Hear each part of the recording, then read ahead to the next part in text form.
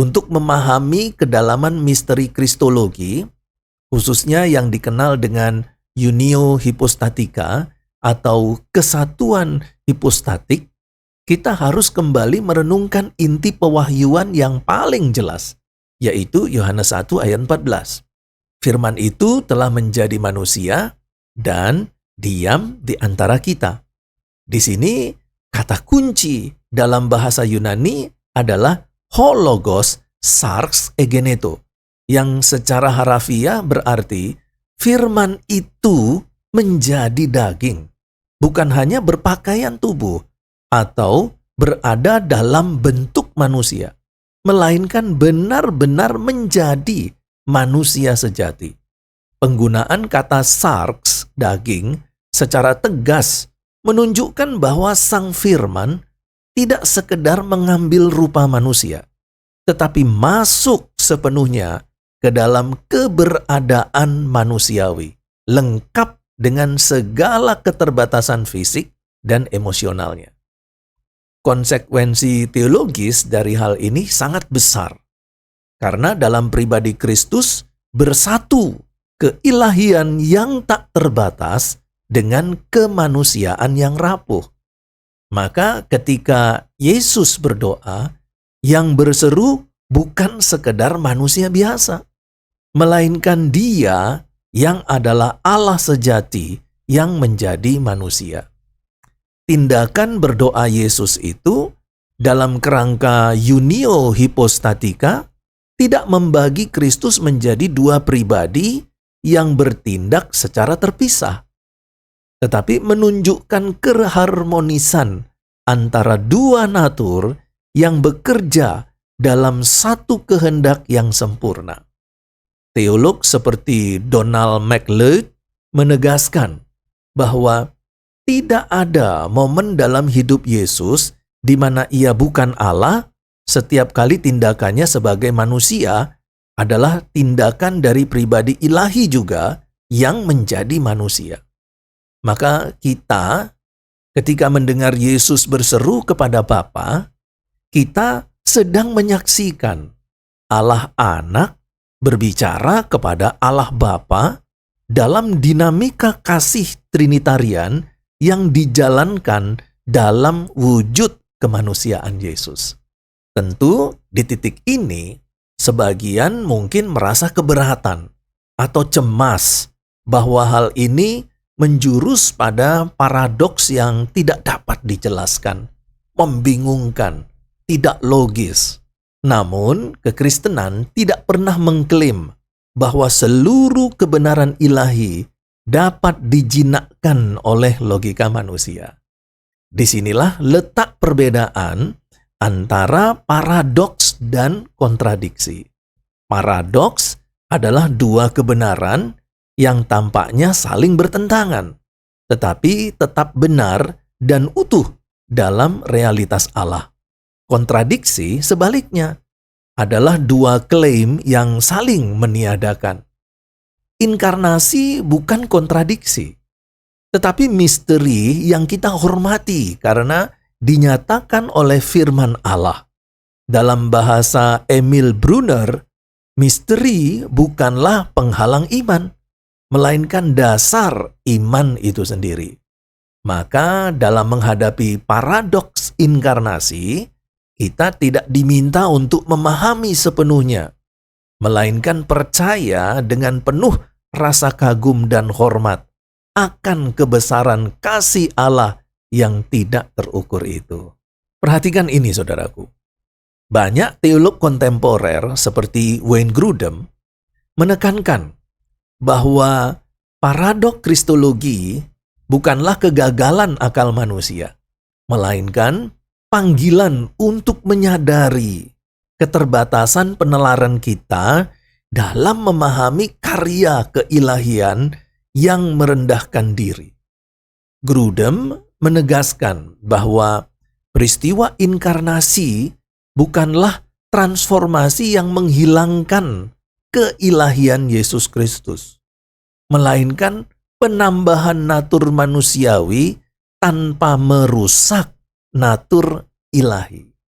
Sementara itu, Louis Berkhof dalam sistematikanya menulis bahwa persatuan natur Yesus Kristus, communicatio idiomatum, memungkinkan atribut ilahi dan manusiawi dituliskan pada satu pribadi, Yesus Kristus.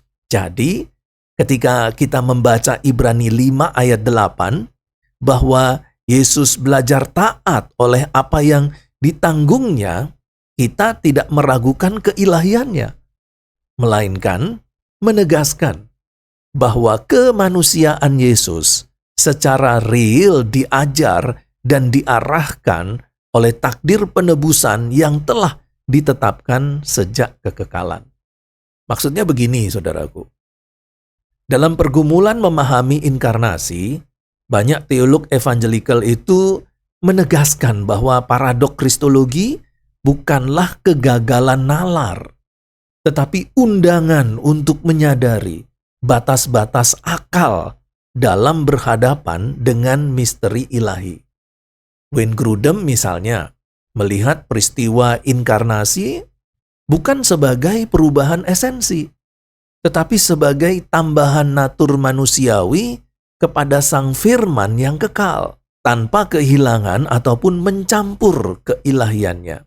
Dalam bahasa sederhananya, Yesus tidak menjadi kurang Allah ketika menjadi manusia, tetapi tetap sepenuhnya Allah dan pada saat yang sama menjadi sepenuhnya manusia. Pendekatan ini menolong kita untuk tidak terseret dalam logika ekstrim. Di satu sisi menyangkal kemanusiaan Kristus dan di sisi lain menghapuskan keilahiannya. Disinilah pentingnya bagi umat Kristen untuk memahami inkarnasi itu sebagai kasih karunia yang tidak dapat dikurung oleh logika manusia.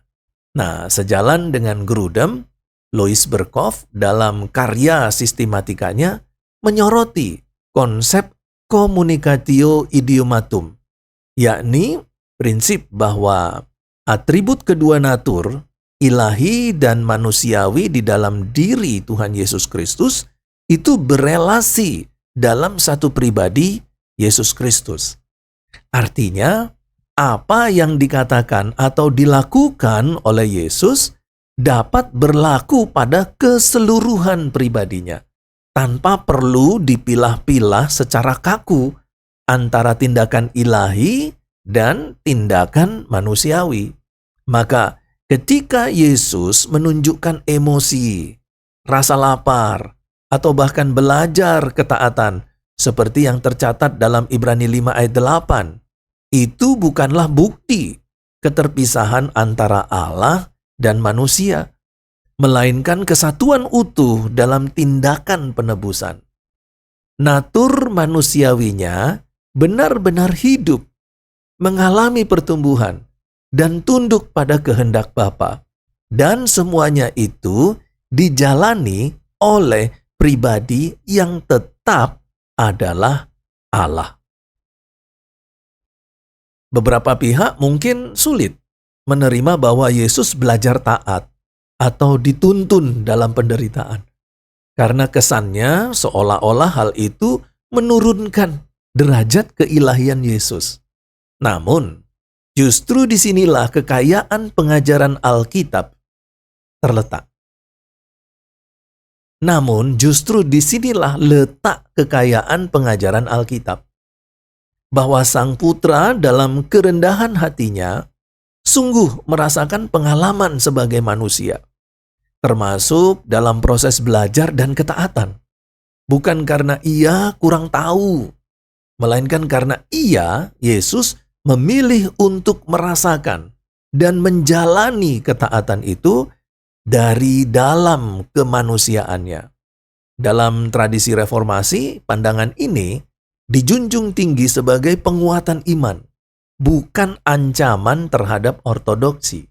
Maka solusi terbaik adalah mengakui bahwa inkarnasi tidak menyederhanakan Allah ke dalam pola pikir manusia, melainkan justru memperlihatkan kebesaran kasih Allah yang melampaui akal manusia. Inkarnasi mengajarkan kita bahwa Allah tidak hanya mendekat, tetapi benar-benar masuk ke dalam penderitaan manusia tanpa berhenti menjadi Allah. Kemudian berikutnya dari sisi Alkitabiah, Ibrani 5 ayat 7-8, itu perlu kita cermati lebih dalam melalui eksegese. Ayat 7 berbicara tentang doa dan ratapan yang disertai dengan tangisan, yang dipersembahkan Yesus kepada yang dapat menyelamatkannya dari maut. Dan ia didengar karena takutnya yang saleh. Jika kita membaca konteks Ibrani, penulis menyoroti bahwa sebagai imam besar, Yesus menjalani ujian yang sepenuhnya manusiawi. Ia bisa takut dan berduka seperti kita. Namun, berbeda dari imam-imam lain yang hanyalah bayangan atau tupos dari yang akan datang, ia, Yesus, adalah imam yang sebenarnya. Ayat 8 menegaskan jika ia adalah anak, ia belajar taat dari apa yang ditanggungnya. Disinilah letak ironi indah. Ia, Yesus, sebagai firman yang sudah tahu segala sesuatu, memilih untuk belajar taat sebagai manusia, bukan untuk mendapatkan pengetahuan baru, melainkan untuk menunjukkan contoh ketaatan antropologis kepada Bapa. Artinya seperti ini, saudaraku. Jika kita ingin memahami kedalaman paradoks inkarnasi, maka kita perlu menggali secara hati-hati ayat-ayat seperti Ibrani 5 ayat 7-8. Dalam ayat 7, penulis mencatat bagaimana Yesus dalam hidupnya sebagai manusia mempersembahkan doa dan seruan dengan tangisan kepada Bapa yang sanggup menyelamatkannya dari maut.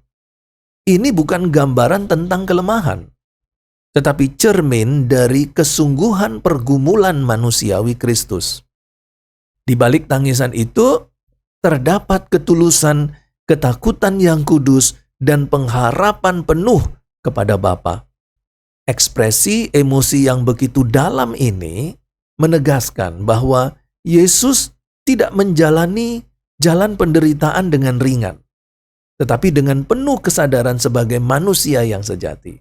Namun justru karena itu, ia, Yesus, layak menjadi imam besar kita.